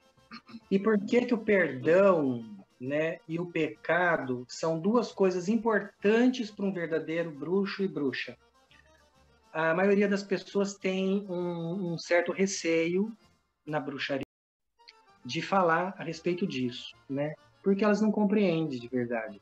O que essas pessoas precisam entender é que tanto a ideia de perdão quanto a ideia de pecado, ela já existia antes de Cristo, entendeu? Ela não é cristã, não é uma ideia cristã. Tanto é verdade que se você pegar as 42 leis de Maat, esses assuntos já foram tocados. No assunto do pecado já era tocado entre os egípcios, daquela época, 2000 a.C., né? Então, são ideias muito antigas e são ideias pagãs e que tem a ver com a bruxaria lá de trás, com a magia lá de trás, bem antiga, né? E sem você conhecer o verdadeiro sentido do pecado, você não tem como trabalhar isso dentro de você, né? Então, e para você ter o seu remédio, a medicação espiritual que vai te curar dos seus próprios pecados é justamente o perdão. Assim, a gente falou de muita coisa muito importante, muito bacana, mas tem o nome da iniciativa aqui é Trilha Folclore, né? Pensando nisso, Kleber, qual que é o papel do folclore, se é que existe um papel, né? Existe um papel e qual papel é esse do folclore dentro da tradição da sua família, dentro das suas tradições mágicas que advêm dela, que continuam essas tradições? Como é que isso funciona para vocês? Qual o papel do folclore para vocês, Lupino? É de 100%. Né? O folclore ele é muito importante. Eu penso que não existe bruxaria sem folclore, seja ela qual seja. Né? O folclore ele é um conjunto de manifestações artísticas e culturais, né? E a arte das bruxas não pode existir sem folclore e sem o folk magic, principalmente. Inclusive porque isso marca a identidade sócio-espiritual de um grupo bruxo, né? Então, antes de 1846, que foi a data que o termo foi criado, né? Pelo arqueólogo William John Thomas, se eu não me engano, esse contexto ele era mais vivido do que pensado, né? Então, a soma desses dois conceitos geraram o folclore. E quando se trata de folk magic, estamos a falar do quê? Do povo mágico, né? Ou seja, das bruxas. Então, assim, não existe, na minha opinião, por tudo que eu aprendi, não existe bruxaria que se vale a pena, né? Bruxaria que se valha e que não tenha folclore. Toda bruxaria tem folclore. O folclore, ele engloba 100% de qualquer bruxaria. Né? Sem folclore, a bruxaria fica coxa, né? Fica manca, fica... Dá uma esvaziada, parece assim, no sentido, né? Na essência. Sem identidade, talvez, né? Identidade. Ai, gente, a lágrima chega desceu aqui com a definição do Kleber sobre folclore. Perfeito demais, gente. Você vai emoldurar e colocar na capa do Trilha Folclore. Vou tatuar. O folclore ele é tão importante para qualquer religião e para qualquer tradição bruxa que exista, né? E que se preze tem folclore. Não existe bruxaria sem folclore, não existe religião sem folclore. não existe cultura sem folclore, porque é criado pelo próprio povo. O povo, o folk, né? O povo, ele cria as suas bases onde se vive. É por isso, inclusive, que existe o geniloque, né? O geniloque é o gênio local, o antigo, né? Que os etruscos e os romanos valorizavam, é uma espécie de daimon local, né? E sem o folk magic e sem o folclore, isso não existiria.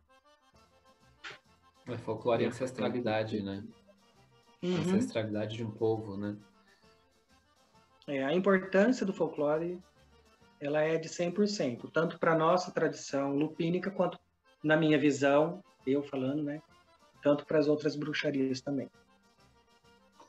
Depois desse papo maravilhoso, esse papo sabático, como gostamos de comentar aqui, nós vamos à última questão dessa rodada com Kleber Lupino, que foi sensacional, que é uma questão não menos polêmica, Kleber, que as anteriores, que vez ou outra eu e o Draco também a gente está comentando, a gente está construindo conteúdo sobre, que é a questão de como nós enxergamos essa resistência que muitos praticantes modernos têm com relação aos elementos católicos dentro da prática tradicional. Como vocês, da bruxaria, da tradição lupino, vocês enxergam essa resistência? A gente pode usar até o termo preconceito ou intolerância, né, com relação à visão dos bruxos modernos com a presença desses elementos da fé cristã católica dentro da prática de bruxaria. Como vocês enxergam isso?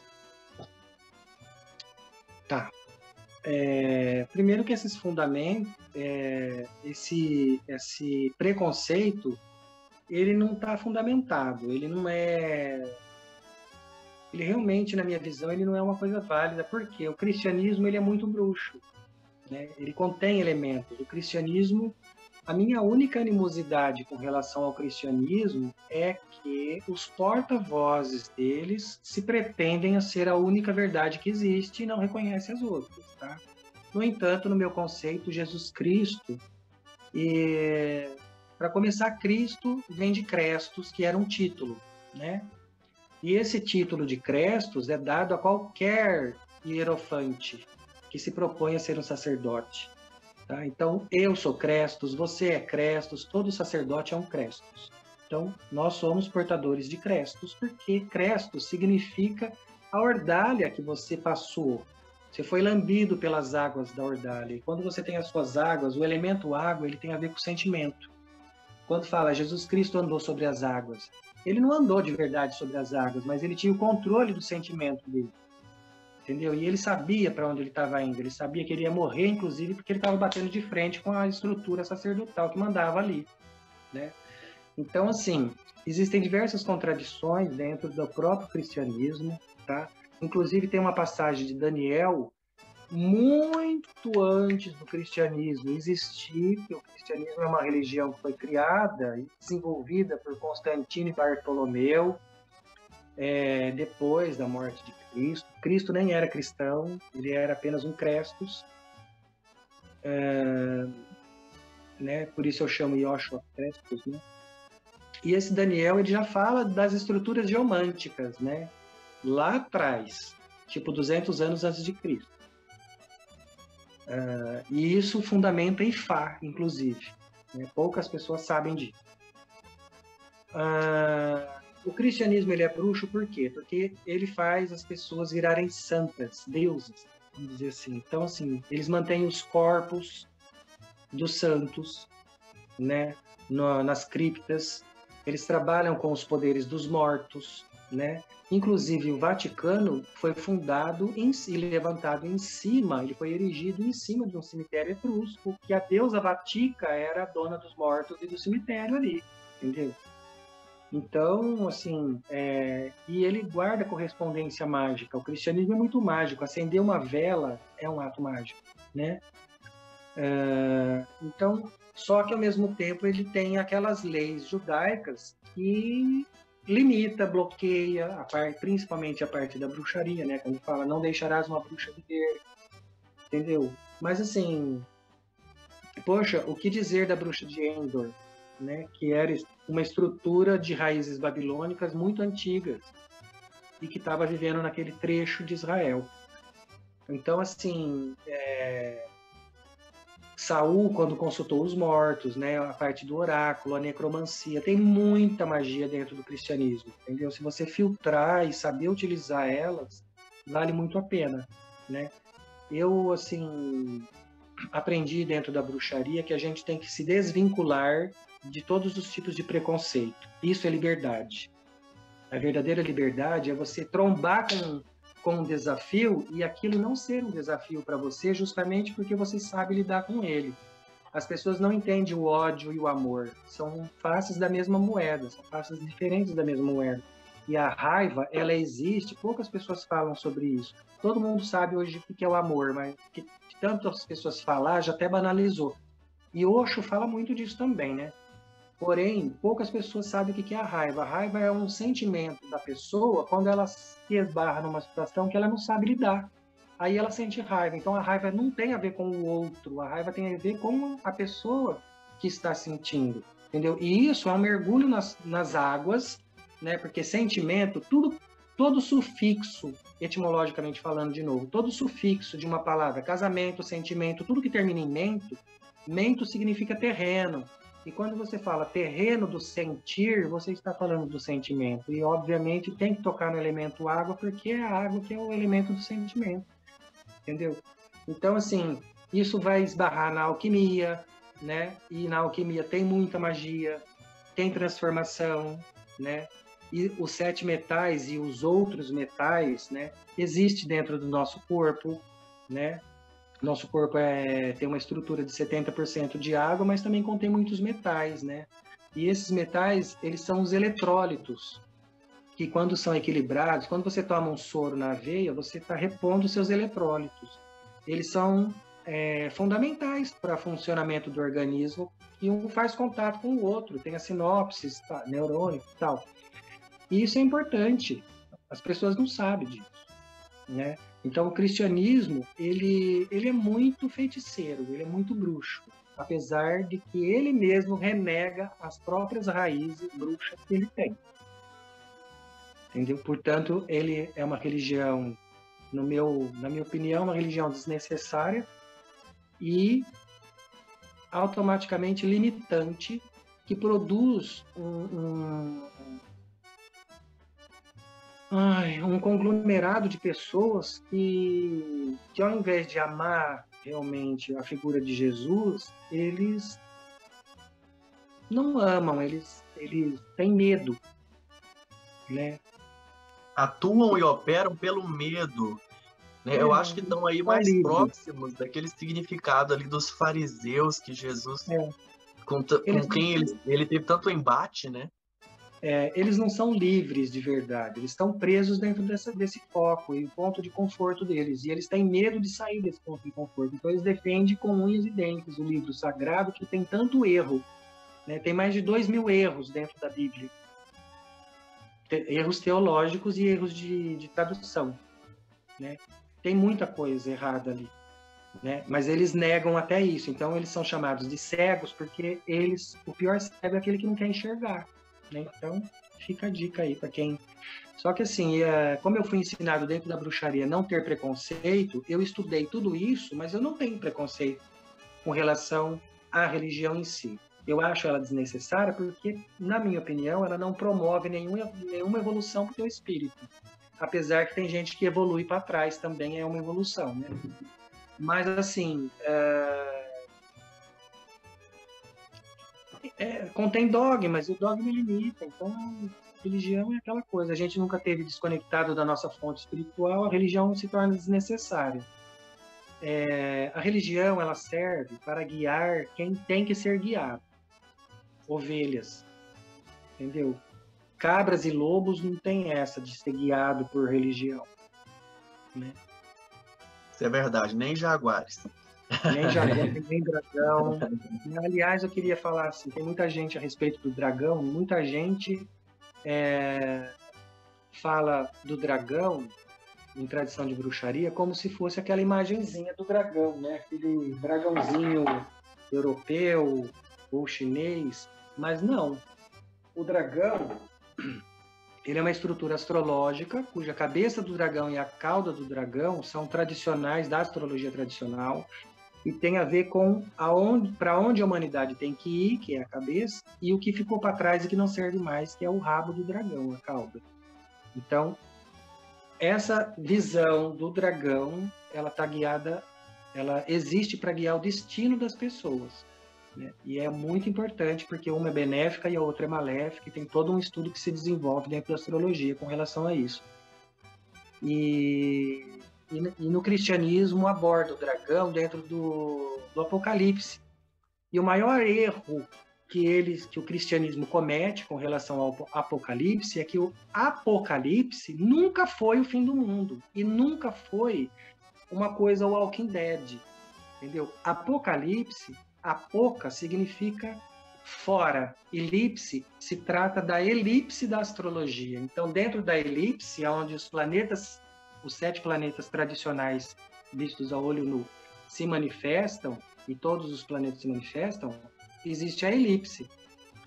Fora da elipse, existem os transaturninos, que são os outros planetas. Então, essas duas esferas têm a ver com o que manda na Terra e o que manda em volta da Terra, né? Então, a consciência de um apocalipse tem a ver com astrologia e não com o fim do mundo. E tem a ver com os limites dos próprios astros, porque tudo que acontece, os planetas são deuses, eles mandam no que acontece aqui na Terra, né? Todos os planetas emitem luzes e passa pelo filtro da Lua, que por sua vez joga a luz filtrada para a Terra. E aonde a sombra dela e essas luzes tocam é que causa as coisas. E isso é muito importante de se compreender, porque o cristianismo nega esse poder e é por isso que eles estão na pindaíba, na cegueira até hoje. Né? A hegemonia cristã é muito dada, né, a culto à ignorância. Né? Então, assim, eu trabalho em meio a evangélicos que vivem tentando me perseguir, porque sabem que eu sou bruxo. Mas eu respeito todas as religiões, não tenho preconceito contra o cristianismo.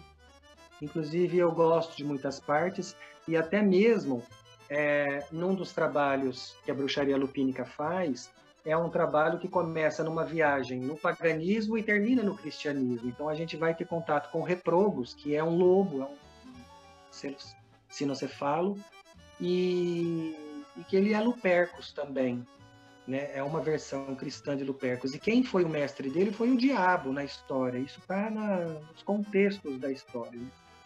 E ele era um gigante. E o grande mistério lupínico que existe nele é que quando ele conhece a figura de Jesus, ele não esqueceu a magia que ele aprendeu com o diabo, mas ele se transformou em ser humano. E ele deixou de ser um sinocefalo. E ele se transforma na figura cristã de São Cristóvão, que é o portador de crestos. Então, quando eu falo... E o São Cristóvão, ele era um sinocefalo, ele era um gigante. E o corpo de trabalho dele é nas margens. E nós, bruxos, vivemos nas margens da sociedade, né? Porque a gente não está no topo da sociedade. A gente vive na margem porque nós somos marginalizados. Quando São Cristóvão ele é importante, o Reprobus ele é importante, por quê? Porque ele faz a travessia de uma margem para outra. Ele pode ir entre os mundos e ele carrega o Crestus para esses mundos. Então, essa filosofia mágica é muito importante de se compreender e isso vem a partir dos estudos do cristianismo. Eu acho que a questão é que muitas pessoas não entendem que o que existe de cristão, de católico, que seja, ou de outras denominações dentro de uma prática de bruxaria é um catolicismo, é um cristianismo das margens, né? E que está ligado a essas questões que são bruxas, né? Que são magísticas, que são místicas. Né? A gente, eu pelo menos eu falo por mim, eu não é porque eu tenho santos em casa, eu rezo, eu mantenho práticas que são tradicionalmente cristianizadas, que eu concordo com a manutenção desse status quo de ignorância que foi obra do cristianismo, né, ao longo da história. Mas existe uma dificuldade de separar essas coisas para muitas pessoas, né?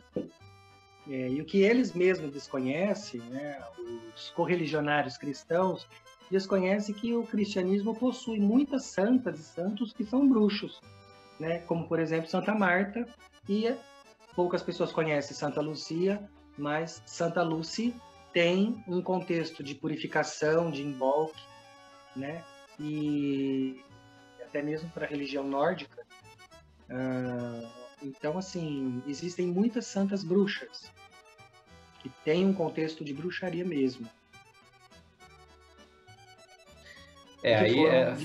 Falar dessas questões com os santos, os envolvimentos deles com o folclore da bruxaria, já é um tema riquíssimo, né? Dava para ficar aqui, porque você tem vários casos, a gente tem histórias sobre isso, é uma coisa muito ampla.